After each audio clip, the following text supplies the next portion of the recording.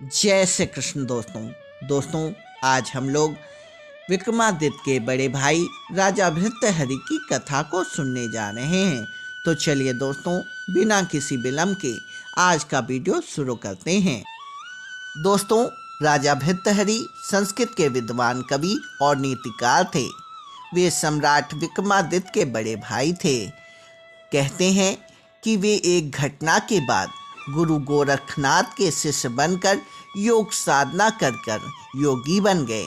संन्यास धारण करने के बाद जनमानस में वे बाबा भर्तृहरि के नाम से प्रसिद्ध हुए।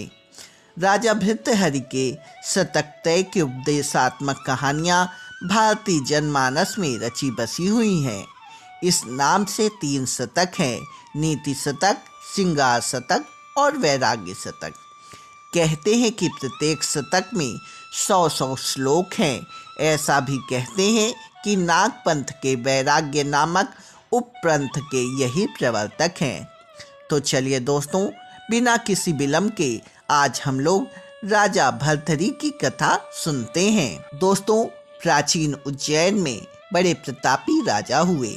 राजा भर्तृहरि अपनी तीसरी पत्नी पिंगला पे मोहित थे और वे उससे अत्यंत प्रेम और विश्वास किया करते थे। राजा पत्नी वोह में इतने आसक्त थे कि अपने कर्तव्यों को भूल गए थे। उस समय उज्जैन में एक तपस्वी गुरु गोरखनाथ का आगमन हुआ। गोरखनाथ राजा के दरबार में पहुँचे। भर्तृहरि ने गोरखनाथ का उचित आदर सत्कार किया। इससे तपस्वी गुरु अति प्रसन्न हुए। प्रसन्न होकर गोरखनाथ ने राजा को एक फल दिया और कहा, हे राजन, यह खाने से तुम सदैव जवान बने रहोगे, कभी बुढ़ापा नहीं आएगा, सदैव सुंदरता बनी रहेगी। यह चमत्कारी फल देकर गोरखनाथ जी वहाँ से चले गए। राजा ने फल लेकर सोचा कि उन्हें जवानी और सुंदरता की क्या आवश्यकता है। चूँकि राजा अपनी तीसरी पत्नी पर अत्यधिक मोहित था, अतः उन्होंने सोचा कि यदि फल पिंगला खा लेगी तो वह सदैव सुंदर और जवान बनी रहेगी। यह सोचकर राजा ने पिंगला को वह फल दे दिया। रानी पिंगला भर्तृहरि पर नहीं बल्कि उनके राज्य के कोतवाल पर मोहित थी। यह बात राजा नहीं जानते थे। जब राजा ने वह चमत्कारी फल रानी को दे दिया तो रानी ने सोचा कि यह फल यदि कोतवाल खाएगा तो वह लंबे समय तक उसकी इच्छाओं की पूर्ति कर सकेगा। दोस्तों, रानी ने यह सोचकर वह चमत्कारिक फल कोतवाल को दे दिया। वह कोतवाल एक वेश्या से प्रेम करता था और उसने चमत्कारिक फल को उसे दे दिया ताकि वेश्या सदैव जवान और सुंदर बनी रहे। वेश्या ने यह फल पाकर सोचा कि यदि वह जवान और सुंदर बनी रहेगी तो उसे यह गंदा कार्य हमेशा करना पड़ेगा। नरक समान जीवन से मुक्ति नहीं मिलेगी। इस फल की सबसे ज़्यादा ज़रूरत हमारे राजा को है।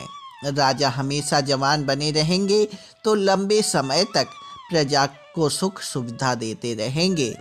यह सोचकर उन्होंने वह चमत्कारिक फल राजा को दे दिया। दोस्तों, राजा ने वेश्या से पूछा कि उसे यह फल कहाँ से प्राप्त हुआ।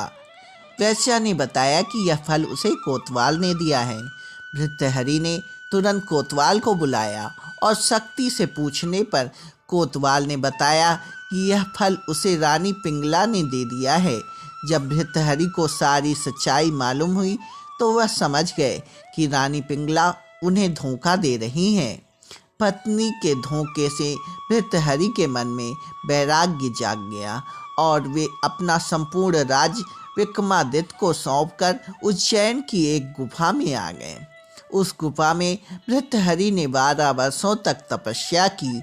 उज्जैन में आज राजा भर्तृहरि की गुफा दर्शनीय स्थल के रूप में स्थित है।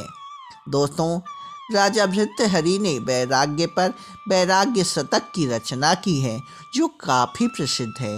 राजा भर्तृहरि ने श्रृंगार शतक और नीति शतक की भी रचना की है। यह तीनों शतक आज भी उपलब्ध हैं जो पढ़ने योग्य भी हैं।